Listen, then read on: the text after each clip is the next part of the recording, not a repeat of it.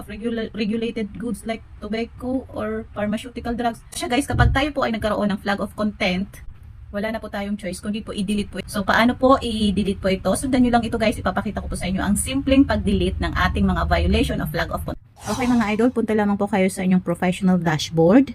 I-click nyo naman ang profile recommendation. Ayan po yung sa akin. Nagkaroon ako ng flag content. Ngayon, ganyan lalabas, diba? I-click nyo po ang manage content.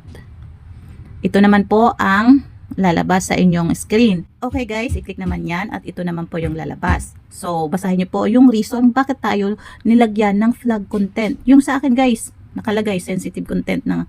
So, sa baba po may makikita naman tayo ng take action. So, i-click lamang po natin yung take action. Then, delete post. Okay, delete.